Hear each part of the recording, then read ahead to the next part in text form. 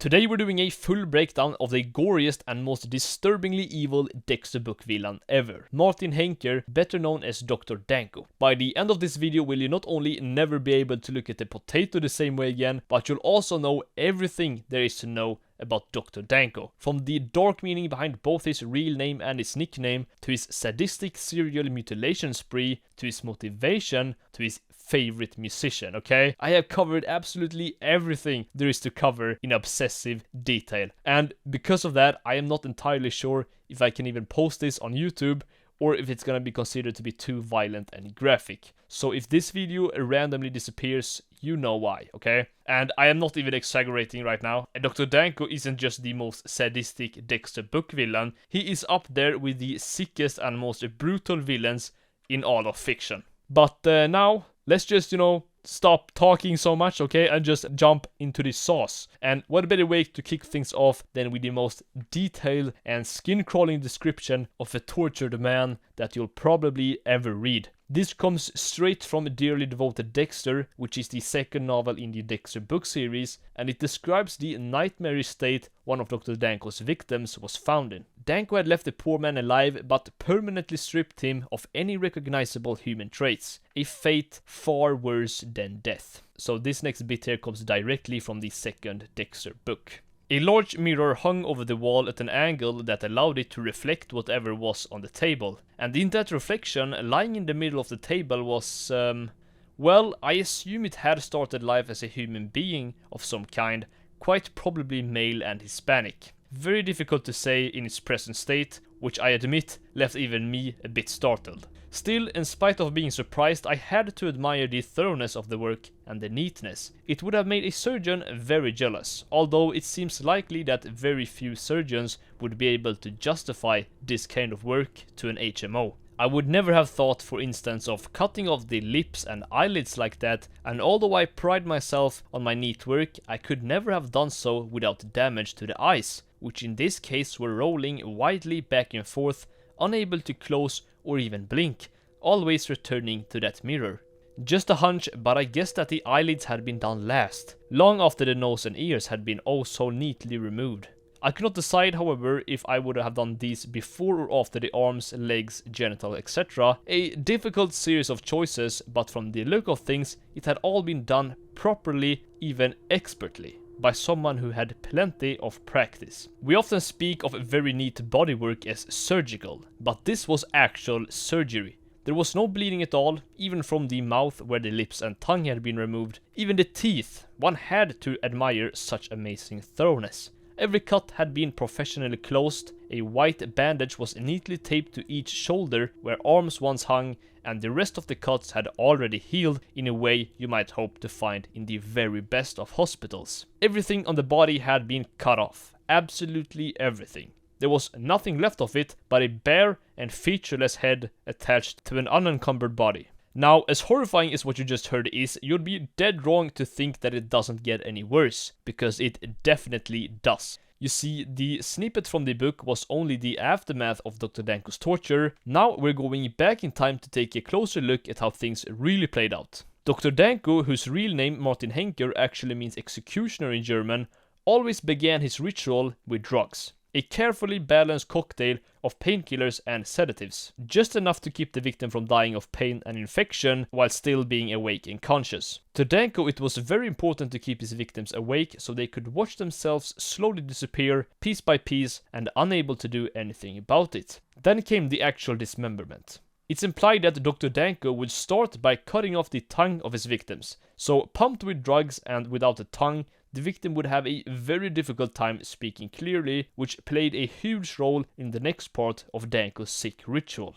Dr. Danco would force his victim to play a game of Hangman. For every wrong guess, he would remove a piece of their body. And there are so many levels to why this game playing part is so unbelievably evil. So first of all, it gives false hope, as if Danco wouldn't just cut you up even if you managed to win. Second of all, it's almost impossible to spell out individual letters without a tongue, so it wouldn't matter if you guessed correctly because Danco wouldn't hear it. And that's just so messed up. Like, imagine lying there, strapped to the table and ready to play a game of Hangman, and really trying to pull yourself together in order to focus because you actually think that you'll be freed if you win. And then, when you say it, Dr. Danco doesn't understand you. I mean, it doesn't matter if you're right or wrong, okay? Danco will not hesitate to chop you up, but you wouldn't know that. You would just think that you were so close to being let go, like you're not only now going to suffer a terrible fate, but also that you were robbed of a fair chance at freedom. Like you're not even supposed to be there, and that is, for me, the type of things you see in a nightmare, okay? That is truly terrifying stuff. And if you wonder, the correct word was treachery. And it's a hint and a half to why Dr. Danco chooses the victims that it chooses.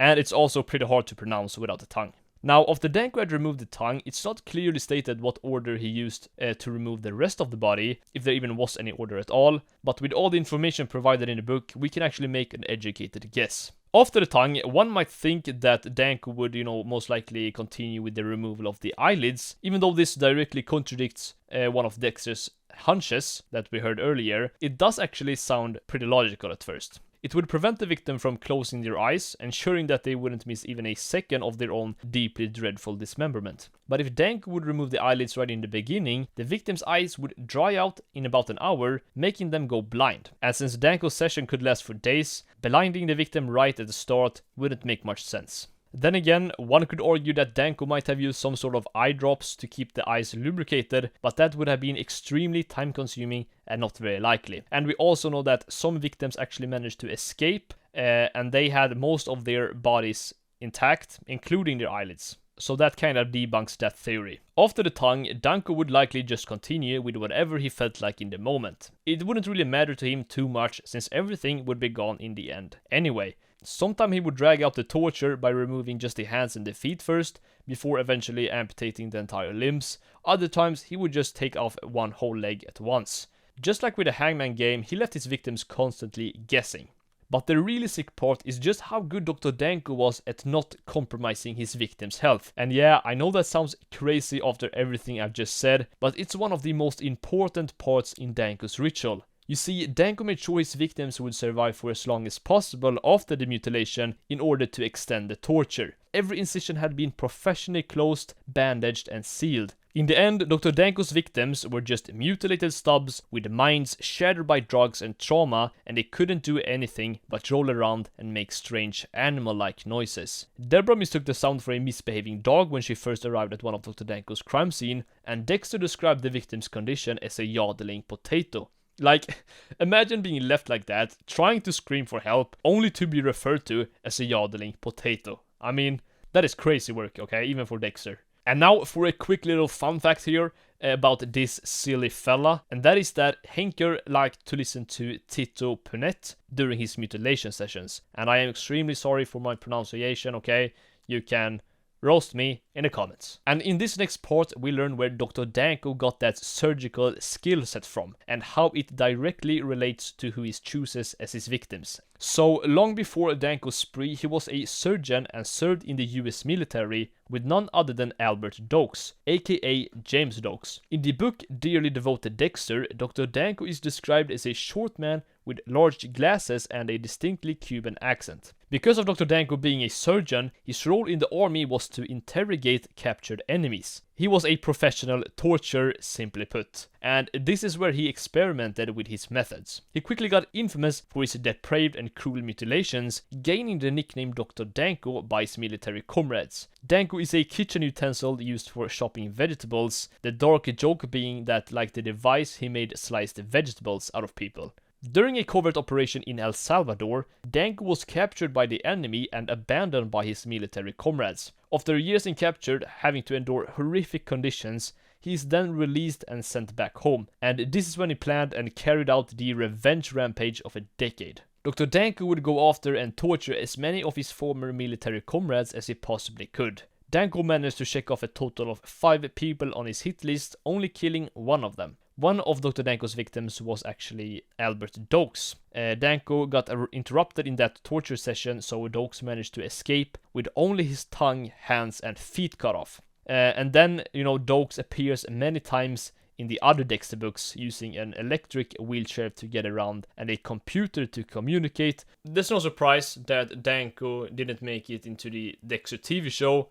He was just simply too gory for TV. Or at least simply too gory for TV at the time. TV shows tend to be a bit more brutal now than they were back then. Maybe we see him in Dexter Resurrection because, you know, Original Sin and Dexter New Blood, they showed some graphic stuff, so maybe we get to see a version of Dr. Danco in Dexter Resurrection. That would be pretty cool, honestly. And if you wonder what's happened to Dr. Danco in the end of Dearly Devoted Dexter, let me tell you right now, he got, you know, ironically, a very merciful and quick death after being shot by Deborah Morgan, and he died on the spot.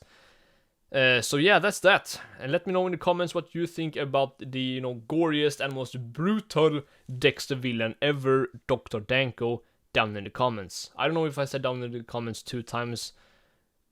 Maybe I didn't. Maybe I'm just delusional.